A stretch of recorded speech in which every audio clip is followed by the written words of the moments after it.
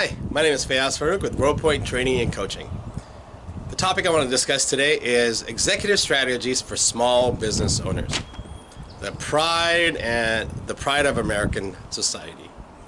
Now, as I've worked with small business owners over the years, I've noticed that I'm constantly going into very fancy office spaces where the owner has spent a lot of time, a lot of dedication to having an office space that's almost like a temple of some sort. It's a pride of how they built it out. One particular client's office I went to had a lot of very fancy cars. There's Porsche, Ferraris, he had a bunch of Lamborghinis, Bentleys, you name it. So besides owning it outside and driving it every few days and showing it to his employees, he also had these little miniature Porsches and Ferraris and Lamborghinis in his office, and he also had numerous pictures of himself going to racing schools all over the world. Very prideful, which was great. He also had a mahogany flooring and the really expensive desk and a really humongous space that was not necessarily utilized, and really fancy leather couch. Now the same executive, the small business owner, also had a problem making cash flow every single month. Now one thing that I've discovered is cash flow is probably one of the biggest challenges that most small and medium-sized businesses often have. This is where they go to banks and borrow money if they can, or have lines of credit. Especially if you're in the textile industry, a lot of manufacturing industries, gas industry, where you don't get paid for say 30, 60, 90, or even 120 days. Especially if you're dealing with really large organizations as a small business. So cash flow becomes an issue. And instead of spending money on a fancy office, my suggestion to you is cut it back a little bit instead of and spend more money and energy on your cash flow and making sure that cash flow is built up right. That would be a suggestion.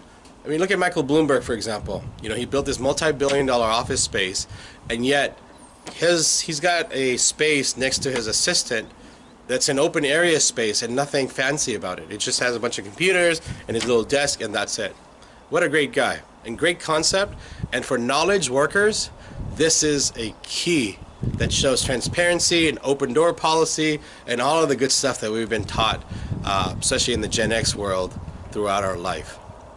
Another thing is that I've learned, another strategy that I've learned that I wanted to give to small business owners is that just because you as a small business owner are a great salesman doesn't mean you're able to run a company.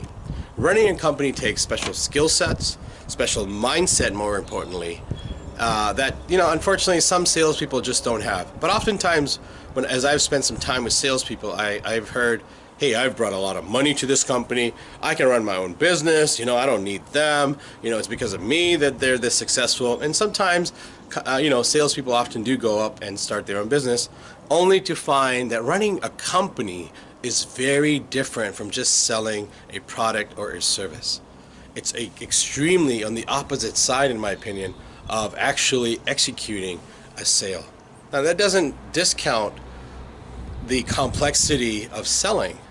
It just means that if you actually are a great salesman and you really want to own your own company one day, develop the skill sets needed to run a company, and then also realize if this is actually your thing. I've run into many companies with friends of mine as well as colleagues and clients of mine where they're amazing salespeople, but they can't run a company. For example, there's a tech recruiting company that I worked with years ago. It's a good friend of mine that owns it. He was doing millions and millions of dollars in technology recruitment business. As we built out his model of how we can scale and grow, his business began to collapse. And as him and I had some coaching sessions, I discovered that he's still running his company as a salesperson. He didn't manage his people. He just expected them to do the job as he did it on a daily basis, and as motivated as he was. And as I started to coach him, he listened about 50% of the time. And really what ended up happening is he ended up losing millions and millions of dollars, having to let go of 7 employees that he hired, and overall just getting really frustrated. But through that experience, he learned he is an individual contributor, and what he needs to do is evolve into being a manager of individual contributors, right? And as a small business owner, you need to go even a step above and become a manager of managing individual contributors. Another thing that I noticed about small business owners, another strategy, is nepotism. Now, in my opinion, nepotism is one of your greatest threats of running a small business. Now, what is nepotism? It's literally hiring based on somebody you like as a friend or a family member. Now, nepotism does a lot of damage to your organization. For one, it tells your employees that, hey, I have a ceiling and a threshold that I can reach. Another thing it does is, people talk about what they make, and I have seen on numerous occasions doing some conflict management work where, the high school diploma nephew makes just as much or more than the MBA grad manager of the organization. And the only difference is the manager's working his butt off and he earned the right to be there. And the nephew is just a nephew and he's just there, barely working on most occasions. That doesn't mean that that's the situation going on with your organization, but I've learned the best way to lose a friend, best way to lose a family member is to hire them and then fire them because they're not doing the job that they need to be doing. So nepotism is your greatest threat, not your ally. Lastly, and this is really key, spend money on PR. I don't care how good and wonderful your product or service is.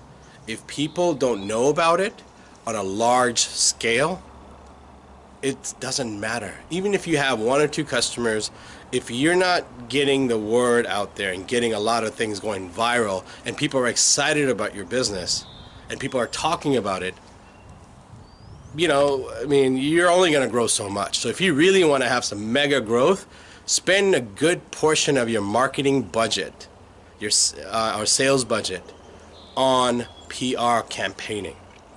Hire a PR consultant. Go out there and hire a PR firm. I know a client who at $700,000 a year of income when I first met him, and now he's doing about 25 to 30 million. He over the last 10 years he spent about $7 million on a PR firm, and it's paid in such a way that he's been featured in so many magazines and so many articles have been written about his organization. His business continues to flourish. But here's something else that PR does for you.